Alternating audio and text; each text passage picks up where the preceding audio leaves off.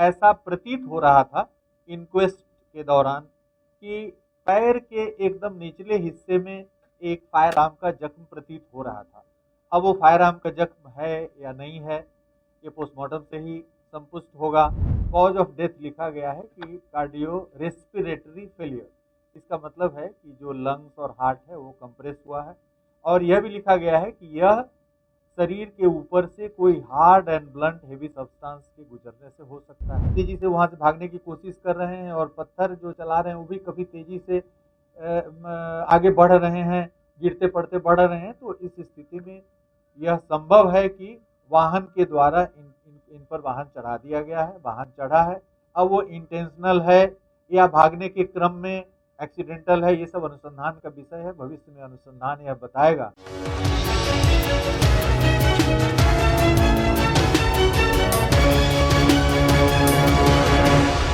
आदाब, नमस्कार, मैं आयुषी और आप देख रहे हैं मंथन टुडे।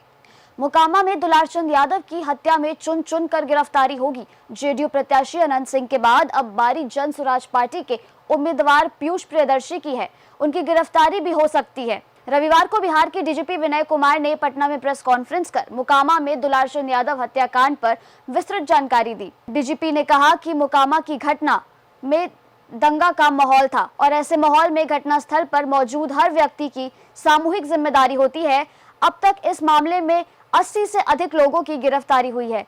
सीआईडी और जिला पुलिस संयुक्त रूप से जांच कर रही है। उन्होंने कहा कि पोस्टमार्टम रिपोर्ट में दुलारचंद के शरीर के ऊपर भारी चीज गुजरने से मौत की पुष्टि हुई है। संभव है कि उनके ऊपर गाड़ी चढ़ाई गई। प्रथम दृष्टया हत्या का मामला दिख रहा है, लेकिन एक एक्सीडेंटल है या जानबूझकर किया गया, यह जांच का विषय है। और क्या कुछ कह रहे हैं डीजीपी विनय कुमार, आप उनकी बातों को सुनिए। विगत 30 तारीख को घटना हुई थी।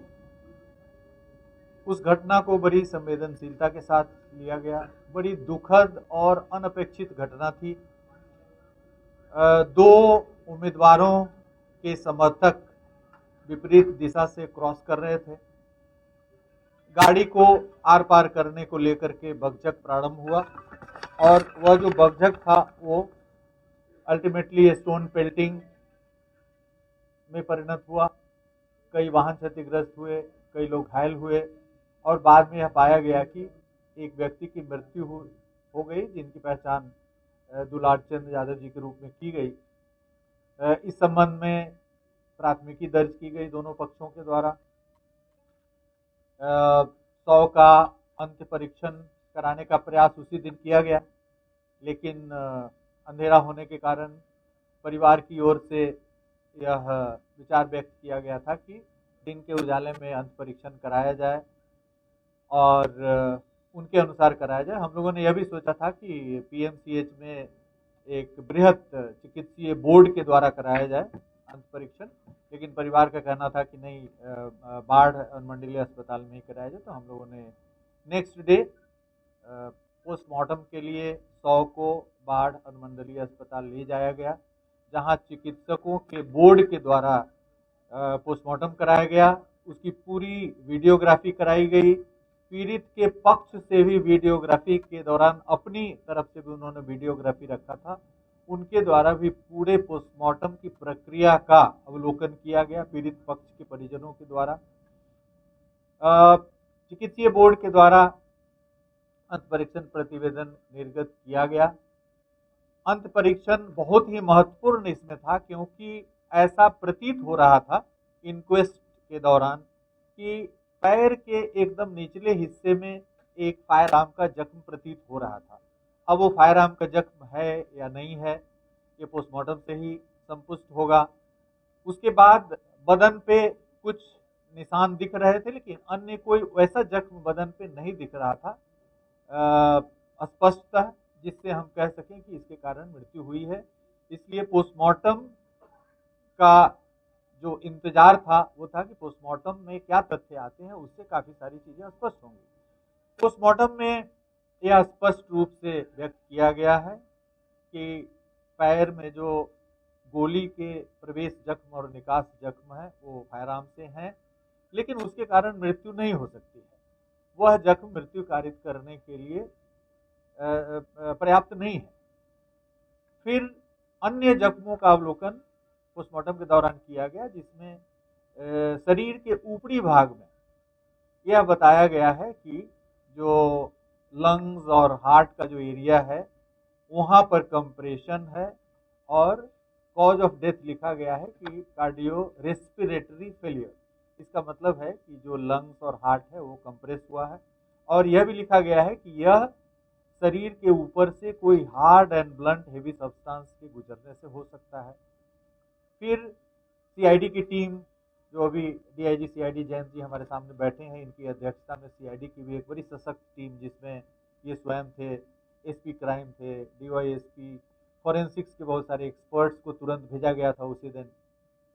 आईजी कमिश्नर की टीम भी गई थी, संयुक्त जांच प्रतिवेदन भी समर्पित की थी, सीनियर एसपी भी गए थे। तो सभी बड़े पदाधिकारी वहाँ पर भ्रमण किए, समीक्षा की, अनुसंधान की, और जो पोस्टमार्टम निर्गत हुआ है उससे यह पता चला कि हार्ड एंड ब्लंट सब्सटेंस कोई हेवी इनके ऊपर से क्रॉस किया।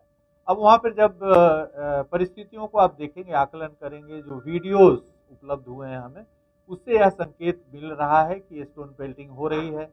आमने सामने बगझक हुआ है गाड़ी को आर पार करने के लिए, उसके बाद बगझक में स्टोन पेल्टिंग हो रहा है।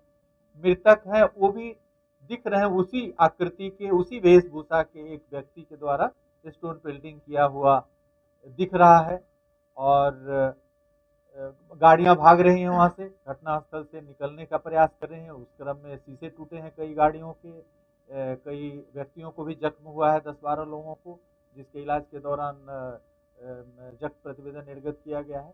तो इन सभी परिस्थितियों को समेकित रूप से देखते हुए, पोस्टमार्टम रिपोर्ट, वीडियो विजुअल्स, ये सब देखते हुए ऐसा प्रतीत हुआ कि प्रथम दृष्टया इस कांड में इनकी हत्या हुई है। अब गोली कौन चलाया, कब चला, जो वाहन जिस तरह से बड़ी तेजी से वहां से भागने की कोशिश कर रहे हैं, और पत्थर जो चला रहे हैं वो भी कभी तेजी से आगे बढ़ रहे हैं, गिरते पड़ते बढ़ रहे हैं। तो इस स्थिति में यह संभव है कि वाहन के द्वारा इन पर वाहन चढ़ा दिया गया है, वाहन चढ़ा है।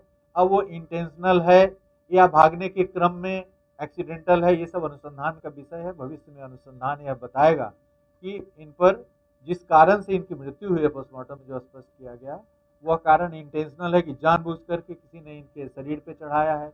जो गोली चली है वो चूंकि पैर में लगा है और अन्य किसी संवेदनशील हिस्से में नहीं है, वहां पर प्रत्यक्षदर्शी गवाहों की कमी नहीं है। आप देखेंगे वीडियोस में दिख रहा है कि दर्जनों दर्जनों लोग वहां पे प्रत्यक्षदर्शी साक्षी हैं। प्रत्यक्षदर्शी साक्षियों को चिन्हित किया जा रहा है, उनके बयान लिए जा रहे हैं। फॉरेंसिक की टीम घटना स्थल का पुनर्सृजन कर रही है। तो इन सभी बिंदुओं पर जो संकेत हमें मिले हैं उसके आधार पे, और घटना स्थल पे जो अभियुक्त हैं, जो गिरफ्तार हुए हैं उम्मीदवार, उनकी उपस्थिति थी, उनके नेतृत्व में ही उनका पूरा दल आगे बढ़ रहा था। जन सुराज का दल भी सामने से, जो वहाँ के उम्मीदवार हैं उनके नेतृत्व में आ रहा था। तो दोनों तरफ से केस कांड प्रतिकांड दर्ज किया गया है। दोनों ही कांडों में कार्रवाई होगी, क्योंकि जो दूसरा भी कांड है जिसमें काफ़ी क्षति हुई है, काफ़ी जख्मी हुए हैं, और दिख रहा है कि स्टोन पेल्टिंग कर रहे हैं, और स्पष्ट दिख रहा है कि वो कौन है। तो उस कांड में भी काफ़ी गंभीरता के साथ गिरफ्तारियां होंगी। अभी तक 80 से अधिक गिरफ्तारियां हुई है, और अनुसंधान अभी जारी है। अभी इस चरण में स्पष्ट रूप से नहीं कहा जा सकता है, हर आयाम अभी स्पष्ट नहीं हुआ है। सभी आयामों को उद्घाटित किया जाएगा इस कांड के अनुसंधान के सिलसिले में। जिला पुलिस और सीआईडी संयुक्त रूप से एक सशक्त टीम के तौर पे वहाँ पे कार्य कर रही है।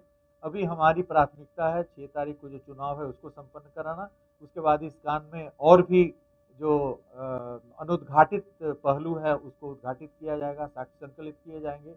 हमारा एक और अनुरोध होगा जन सामान्य से कि इस घटना को लेकर के किसी भी प्रकार के जातीय विद्वेष या इस तरह के उन्माद की स्थिति ना क्रिएट करें, किसी भी प्रकार के बयान से बचें, क्योंकि सामाजिक समरसता कायम करना, शांतिपूर्ण माहौल में चुनाव संपन्न कराना प्रजातंत्र की एक बहुत बड़ी एक उपलब्धि होगी।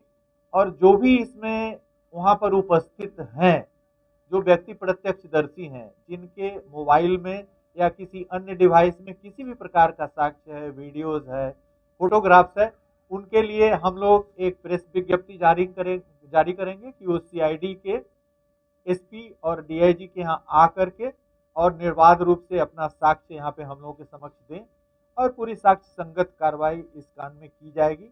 किसी भी प्रकार के पक्षपात और किसी का कोई स्कोप नहीं। हम लोग शुरू से ही पूरा यह सुनिश्चित कर रहे हैं कि निष्पक्ष रूप से और साक्ष्य के आधार पर कार्रवाई। ऐसे खबर को देखने के लिए हमारे चैनल को लाइक करें, सब्सक्राइब करें और फॉलो करें। ऐसी निष्पक्ष पत्रकारिता देखने के लिए देखते रहे मंथन टुडे। बहुत बहुत शुक्रिया।